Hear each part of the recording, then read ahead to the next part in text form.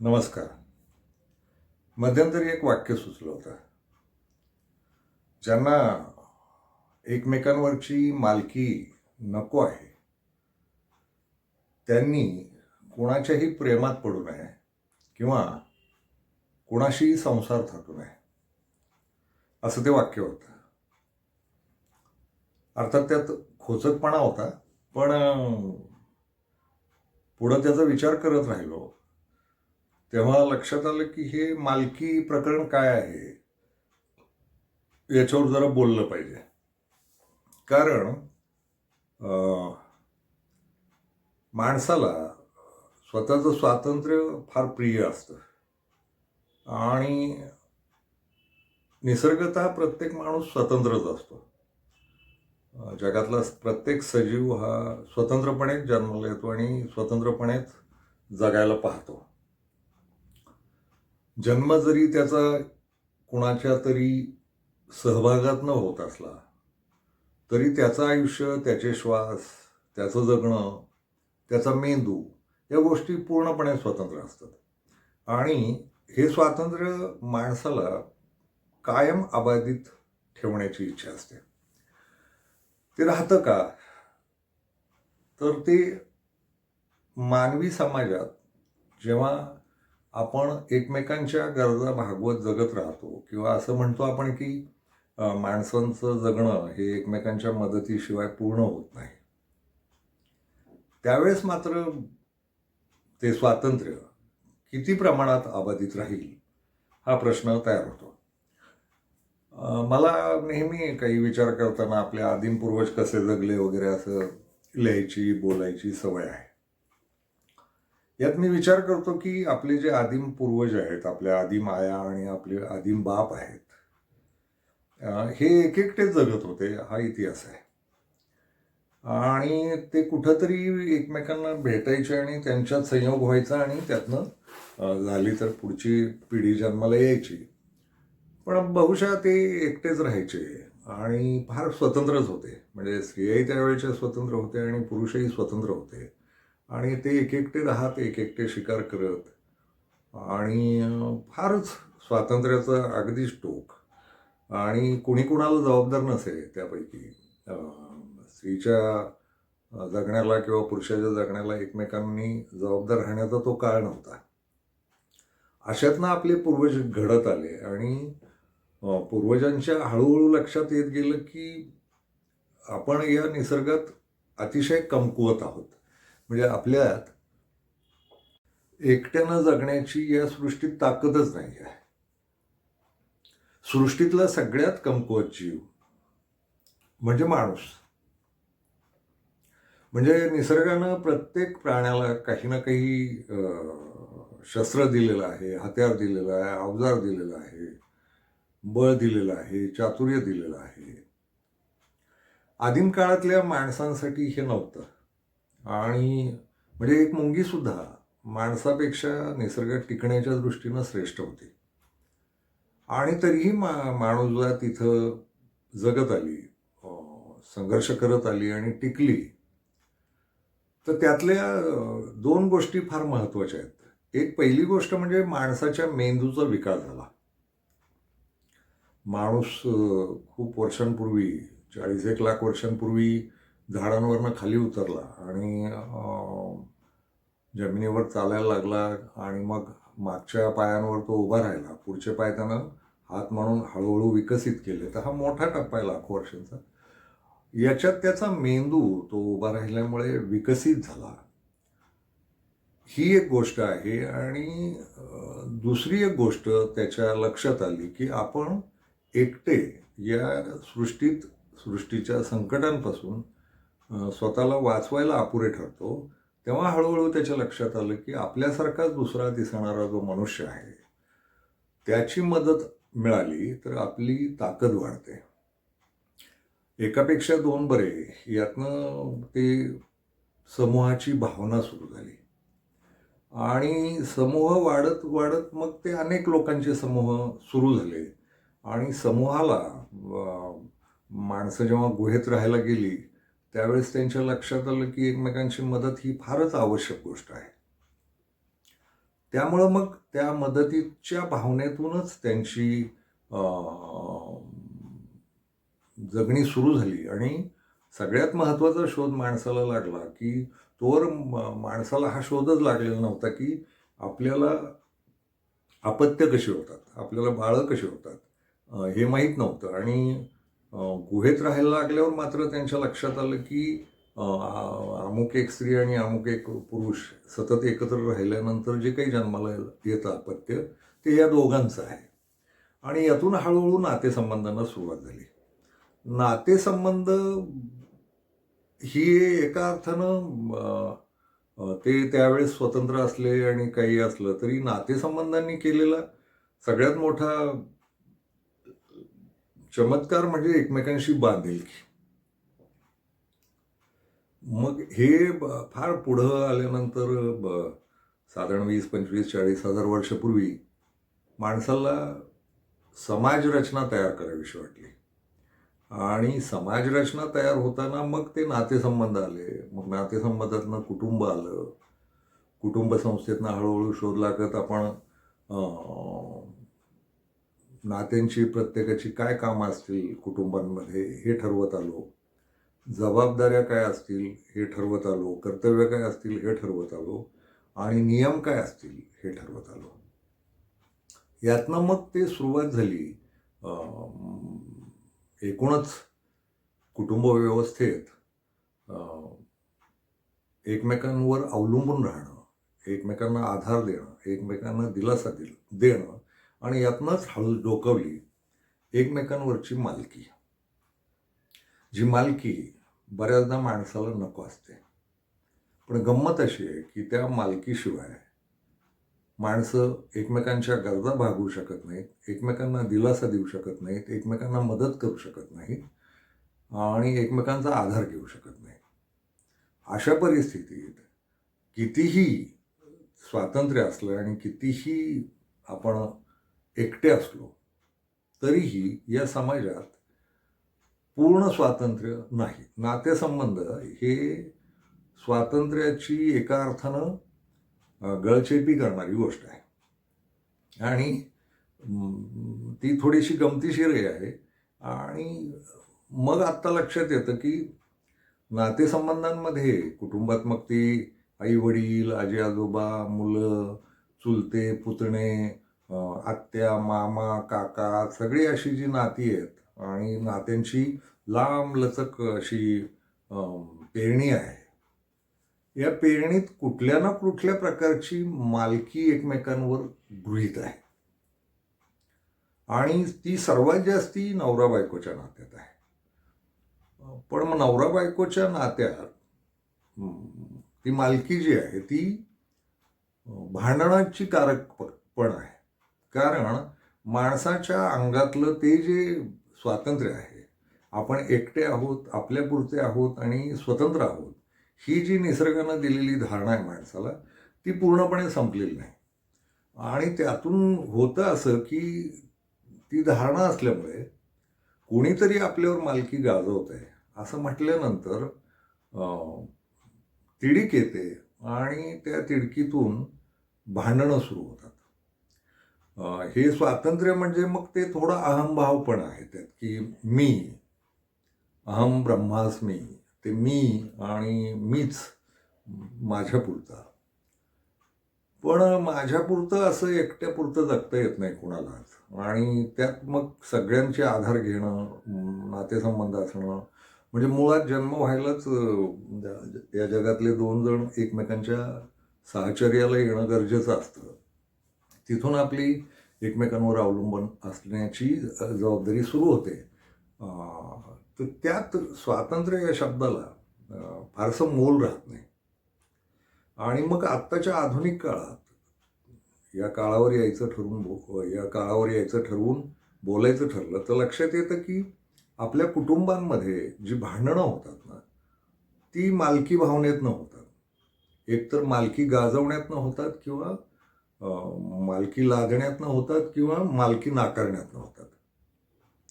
मालकी स्वीकारणं आणि नाकारणं याचा झगडा म्हणजे आपल्यातली भांडणं, आपल्या कुटुंबांमधली भांडणं. ते फार महत्त्वाचं आहे की ही भांडणं मालकीच्या कुठल्या टोकाला जातील. आपल्याकडचे बहुतेक संसार हे तसे टिकलेले दिसतात. म्हणजे आजही घटस्फोटांचं प्रमाण वाढलं असलं, विच्छेद खूप होत असले, प्रेमसंबंधातही विच्छेद होतात किंवा लग्नसंबंधातही विच्छेद होतात आणि आपल्या भोवती ते असं वाटत राहतं की खूप प्रमाण वाढलं याचं. पण प्रत्यक्षात एक आहे की त्याची टक्केवारी एकूणच समाजात सगळ्या 850 कोटींमध्ये आणि आपल्या 140 कोटी देशवासियांमध्ये याचं प्रमाण त्या अर्थानं अल्प आहे. आजही आपल्याकडे संसार निभावले जातात.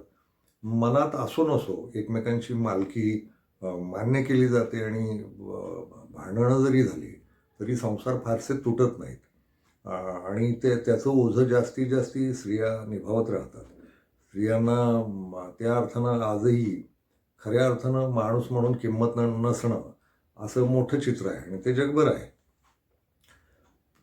स्त्रियांना ती किंमत न देणं हा आपल्या एकूणच संस्कृतीचा मोठा भाग आहे. पण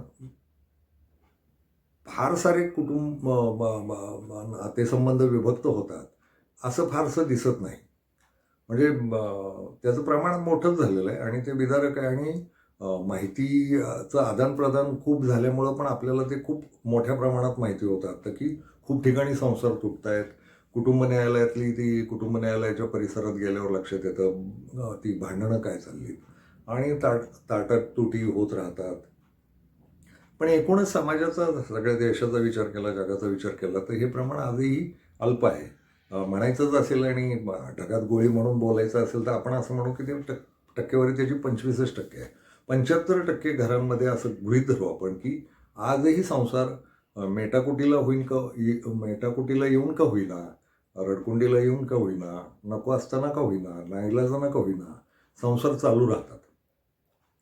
पण यात मालकीचा खेळ त्याही संसारांमध्ये इथं मालकी अव्हेरणं म्हणजे ताटातूट आणि तिथं मालकी नको असताना स्वीकारली जाणं आणि बळजबरीनं संसार टिकवून ठेवणं असं काहीतरी आहेच आहे. तर मालकी येतेच. या दोन्हींमध्ये मालकी आहे आणि माणसांची घरं भांडणं, द्वेष, तिरस्कार, अहंभाव, कुणीतरी कोणावर तरी वर्चस्व गाजवणं आणि ते फक्त पुरुषच गाजवतात असं नव्हे तर स्त्रियांनाही वर्चस्व हवं असतं, पुरुषांनाही वर्चस्व हवं असतं. तर त्या वर्चस्वाचा झगडा हा प्रत्येक घरात दिसतो आणि त्याच्या मागं तो मालकी हा शब्द आहे. तर मालकी मान्य करावी की नाही, तर मला वाटतं थोडी मान्य करावी. प्रेम असेल तर प्रेमानं मालकी मान्य करावी. बळजबरीच्या मालकीपेक्षा प्रेमाची मालकी एकमेकांवरची नवरा बायकोच्या नात्यात ही मान्य करावी. म्हणजे आईबाप आपल्या मुलांवर मालकी दाखवतात, मुलंही आपल्या आईबापांवर मालकी दाखवतात आणि या सगळ्यांपेक्षा नवरा बायकोचं नातं हे शरीरांनी, मेंदूनं आणि मनानं एकत्र येणार असतं. तर त्यात मालकी एकमेकांवर असणं आणि मग त्यात थोडासा स्वातंत्र्याचा लय होणं. मी थोडासा हा शब्द मुद्दाम वापरतोय कारण स्वातंत्र्याची चित्रविचित्र कल्पना आहेत. म्हणजे स्वातंत्र्याच्या कल्पना आपल्याला करायला मिळणारा स्वैराचार या टोकाला गेला की मग स्वातंत्र्याचा अर्थ संपतो. स्वैराचार आणि तो नुसता लैंगिक नव्हे, कुठल्याही प्रकारचा म्हणजे एकमेकांचं न ऐकणं, एकमेकांना न जुमानणं, एकमेकांना अपमानित करणं अशा पद्धतीचाही स्वैराचार आणि मग ते एकमेकांच्या रागावरून बाहेरखेलीपणा करणं असं जे आहे किंवा व्यसनं करणं हे सगळं स्वैराचारातच येतं. मग व्यसनांची पुरुषांना परवानगी असणं, स्त्रियांना नाकारलं जाणं, मग स्त्रियांनी बंडखोरी म्हणून व्यसनं करणं आणि आपण पुरुषाच्या बरोबरीला आहोत असं दाखवणं हेही स्वैराचारातच येतं. मला असं वाटतं की ती व्यसनं राहू दे, बाकीच्या भानगडी राहू दे, पण एकमेकांचा मानसिक बौद्धिक सन्मान असणं, एकमेकांना आदर देणं आणि एकमेकांच्यावर प्रेम असणं आता प्रेमाची आणखी एक गंमत अशी आहे की म्हणजे मीच अनेक वेळा ते लिहिलंय पण आणि बोललोय की या जगात माणसाचं कुणावरच खरं प्रेम नसतं. प्रत्येक माणसाचं आपल्या स्वतःवरच प्रेम असतं. ते जे आपण स्वातंत्र्य म्हणालो आणि एकट्यापुरतं जगणं म्हणालो, त्यात प्रेम ही गोष्ट सुद्धा आपल्यापुरती सीमित आहे. आपल्याला सगळ्या जगाचं प्रेम हवं असतं. आपण करायचं की नाही दुसऱ्यावर, तर त्याचा मात्र आपल्या मेंदूत व्यवहार सुरू होतो की त्यानं काही केलंय का नाही आपल्यासाठी, तर मग आपण प्रेम करू. आणि मला वाटतं उदात्तपणे ते थोडं तात्विक पण आहे की प्रेम ही करण्याची गोष्ट आहे, मागण्याची नाही. तुम्ही प्रेम करायला पाहिजे आणि मग दुसराही करेल.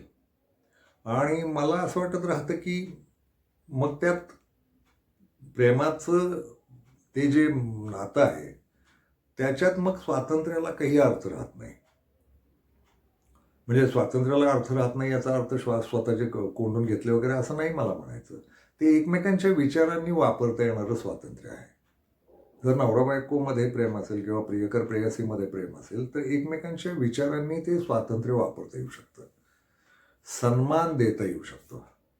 तो सन्मानाची ती भावना तयार होणं, स्त्रीला पुरुषाबद्दल आणि पुरुषाला स्त्रीबद्दल या बाजूला जाणं गरजेचं आहे. आणि त्यात सन्मानात दोघेही माणूस आहेत आणि त्यांना सगळ्या संवेदना, चेतना, जगण्याच्या सगळ्या भावना सगळ्यांना एकसारख्या असतात. तर त्यांचा सन्मान केला पाहिजे. आणि मग काही मी असं म्हणत राहतो की एक नवरा आहे आणि एक बायको आहे, तर त्या दोघांमध्ये पूर्णत्व काहीच नसतं. दोघांकडेही पूर्णत्व नसतं अख्खच्या अख्खं. दोघेही अपुरे असतात. पण दोघेही एकत्र आल्यानंतर दोघांचं मिळून एक पूर्णत्वाची चौकट तयार होऊ शकते. आणि या चौकटीत राहून जे काही एकमेकांच्या सल्ल्यानं, एकमेकांच्या सहमतीनं जे स्वातंत्र्य अनुभवता येईल ते स्वातंत्र्य महत्त्वाचं आहे. त्याच्या चौकटी मोडून जाऊन स्वातंत्र्य हे मात्र मला स्वतःलाही मान्य नाही. मग नाती राहणारच नाहीत. मी एकटाच जगीन किंवा मी एकटीच जगीन असं म्हणत राहिलो तर इथं अवघड आहे जगणं. म्हणजे सृष्टीतच अवघड आहे जगणं. माणसं एकमेकांना त्रास देतात हा अलायदा मुद्दा आहे. मुळात सृष्टीत निभावंच लागणं अशक्य आहे. म्हणजे मग तुम्ही एकटे जगू शकता, म्हणजे पण एकटं जगण्याला नुसत्या शारीरिक गरजा, बौद्धिक गरजा असं नाही आहे. आपल्या मानसिक गरजा पण आहेत. आपण भावनाशील माणसं आहोत. आपले मेंदू नाजूक आणि संवेदनशील आहेत.